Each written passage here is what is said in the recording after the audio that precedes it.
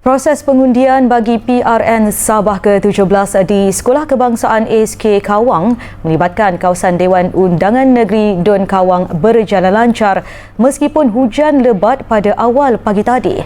Perkembangan lanjut, kita terus sahaja bersama Diah Muhammad Jais langsung dari Papa Sabah. Silakan Diah.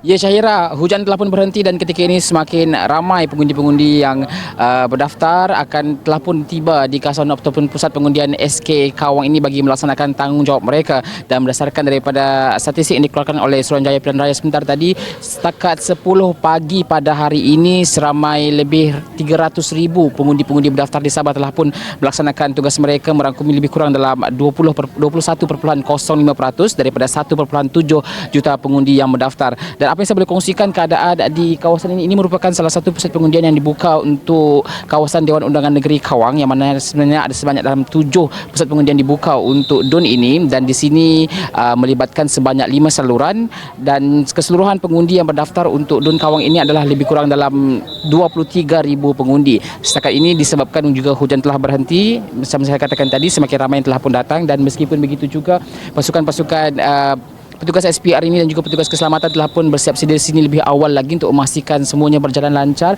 Mungkin di kawasan jalan raya ketika ini sedikit agak sesak kerana ramai yang mahu berhenti di hadapan pintu pagar sekolah ini untuk masuk ke dalam pusat pengundian. Dan di kelima-lima pusat pengundian ini bukan sahaja ada petugas SPR, malah ada juga petugas keselamatan yang menjaga di setiap pintu bilik-bilik darjah ini untuk memastikan pergerakan itu sentiasa berada dalam keadaan teratur, dan kesemua mereka dapat melaksanakan tanggungjawab mereka sebagai pengundi dengan lebih baik lagi. Kami juga difahamkan bahawa pengurusi SPR akan tiba di sekolah ini tidak lama lagi, dalam lebih kurang mungkin 10 minit lagi, dan selepas membuat tinjauan di sekolah ini, beliau juga akan memberikan sedikit maklumat terbaru mungkin dari segi tinjauan beliau ke beberapa buah sekolah ataupun beberapa buah pusat pengundian di sekitar negeri Sabah pada pagi ini. Baik Syira, saya rasa itu saja buat masa ini. Teruskan dengan laporan berikutnya.